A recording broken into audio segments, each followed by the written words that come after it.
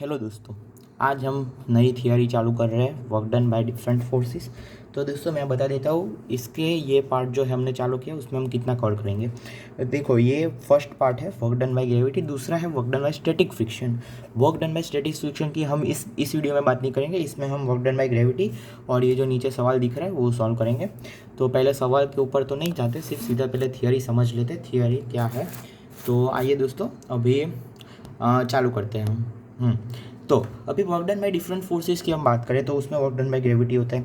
तो work done by gravity में क्या होता है, ये होता है कि a body of mass m lifted to a height h from the ground level by different path. मतलब ये डिफरेंट पाथ मैंने इसलिए लिखा क्योंकि हम देखें यहाँ से बॉडी की मास है m, सब में मास m ही है, पर इसमें हम चार वे से 4 तरीके से ले जा रहे हैं। फर्स्ट ये वाला तरीका, दूसरा ये वाला, तीसरा ये वाला और चौथा ये वाला, ऐसे हम ले जा रहे हैं। तो हमें चारों पार्ट में वर्क डन निकालना है। मैं इसमें एक बहुत इंपॉर्टेंट बात है वो मैं अभी नहीं शेयर करूँगा। ये दोस्तों हाइट H1, ये H2, H3 ऐसे हम जब हम निकालेंगे चारों का बाद में शेयर करेंगे। तो आइए हम फर्स्ट पार्ट सिंपल है, ऐसे एच हाइट ऊपर हम जब मास एम को लेके जाते हैं तो वर्क डन बाय ग्रेविटी क्या होगा। ये पॉइंट ए मान लेते, ये बी मान लेते, सब में वही ए बी, इसका ए और ये वाला ए और ये वाला बी। ठीक है। तो फर्स्ट पार्ट में हमें वर्क डन क्या दिया, फर्स्ट पार्ट में हम वर्क डन क्या होता है दोस्तों, फोर्स इनटू डिस्प्लेसमेंट। तो दोस्तों हम यहाँ पे ध्यान से देखें तो फोर्स मान लो कोई फोर्स हम लगा रहे हैं, फोर्स क्या होगा दोस्तों, mg लग रहा होगा नीचे क्या लग रहा हो, इसमें वर्क डन बाय ग्रेविटी देख रहे हैं दोस्तों, वर्क डन बाय ग्रेविटी दिख रही है, इसलिए ग्रेविटी का फोर्स क्या होगा mg, और डिस्प्लेसमेंट कितना है h, और डिस्प्लेसमेंट कितना है दोस्तों h। तो यहाँ से इसका वर्क डन क्या आ जाएगा mgh। ठीक है, वर्क डन बाय ग्रेविटी तो फोर्स नीचे लग रहा है और देखिए था सीधा सीधा आ जाएगा mgh। तो दोस्तों ये नेगेटिव में आएगा क्योंकि अब देखो फोर्स ऐसे लग रहा है पर डिस्प्लेसमेंट ऐसे है, फोर्स नीचे लग रहा है पर डिस्प्लेसमेंट ऐसे है, तो सीधा सीधा माइनस mgh आ जाएगा, माइनस और माइनस mgh। अभी हम दूसरे पार्ट की बात करें तो दूसरे पार्ट में हम इसको एक एंगल पे ले जाते हैं, तो फिर वर्क डन बाय ग्रेविटी क्या होगा, वर्क डन, ये तो फर्स्ट पार्ट, अभी दूसरा। वर्क डन का फॉर्मूला दोस्तों आप सबको पता है F.ds, पर इसमें हम ऐसे डिस्प्लेस h से क्या नो मैटर, पर अभी हम ऐसा देख सकते हैं कि ऐसे ब्लॉक है, हम इसको यहाँ से ऐसे ले गए। ठीक है, मान लो ये डिस्प्लेसमेंट हमारा है s, ये हाइट है h और ये तो थीटा है। तो ये इससे हम एक रिलेशन निकाल सकते हैं h और ये डिस्प्लेसमेंट s में, और वो रिलेशन क्या होगा, sine theta equals to h by s. तो यहाँ से जो डिस्प्लेसमेंट अलॉन्ग ये वाला है उसकी वैल्यू क्या आ जाएगी h बाई साइन थीटा। और फोर्स तो ऐसे लग रहा होता है ना, फोर्स ऐसे डिस्प्लेस हम करा रहे हैं तो फोर्स ऐसे लगता है, और उसका कंपोनेंट क्या होता है, उसका कंपोनेंट दोस्तों आपको याद होना चाहिए, होता है mg sine theta. mg sine theta होता है ना दोस्तों, ऐसे हम ऐसे ले जाते हैं तब इसके अलग कंपोनेंट mg साइन थीटा। अभी डिस्प्लेसमेंट ऐसे mg साइन थीटा ऐसे, तो वर्क क्या आएगा, नेगेटिव में आएगा, तो आपको नेगेटिव साइन समझ में आ गई। अगर फोर्स क्या आएगा mg sine theta multiplied by distance, displacement हमारा कितना हुआ h बाई साइन थीटा। तो यहाँ से मैं साइन थीटा और साइन थीटा को कट कर दूँ तो मेरा सीधा सीधा जवाब आ गया माइनस mgh। ठीक है, अगर हम अभी थर्ड पार्ट की ओर बढ़े तो थर्ड पार्ट में भी हम सेम ही चीज़ कर रहे हैं।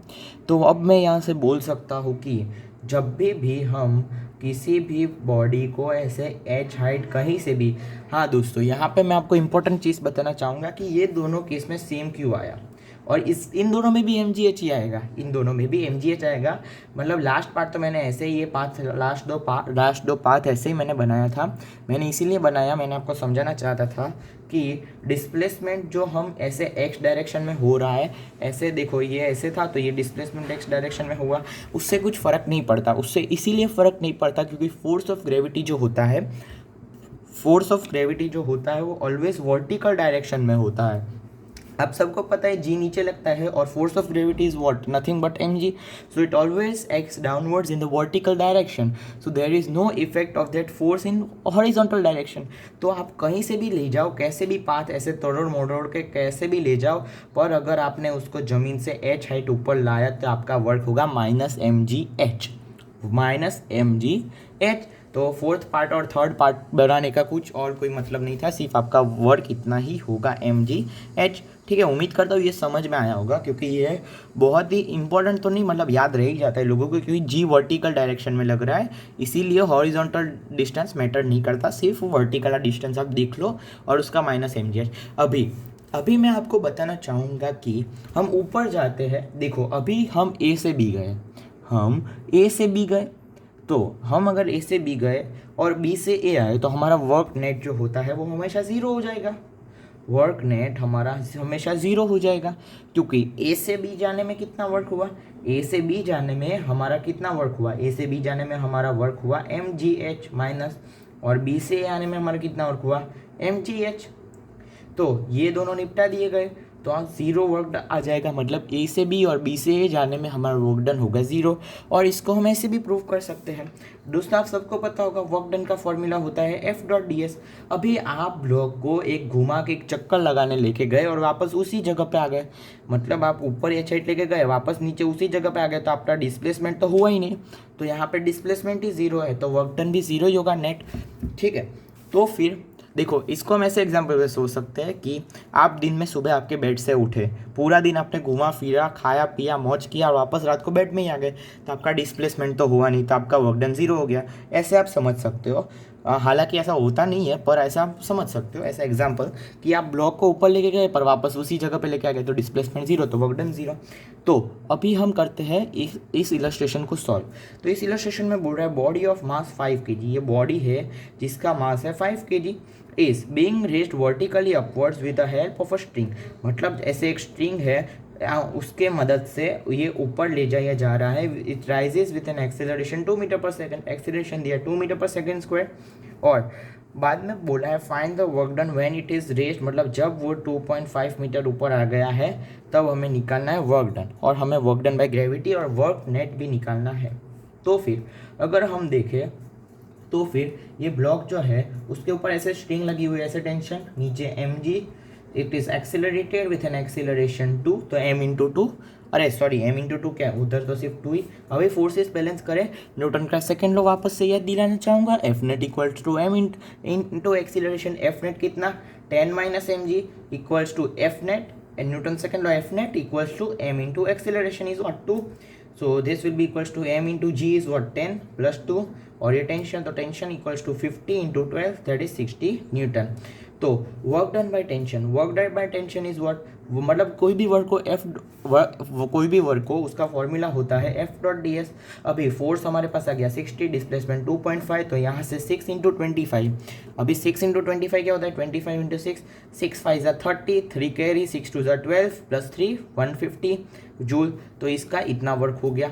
अभी हम देखें work done by gravity, work done by gravity will be nothing but what, it will B minus mgh, minus of mgh work done by gravity.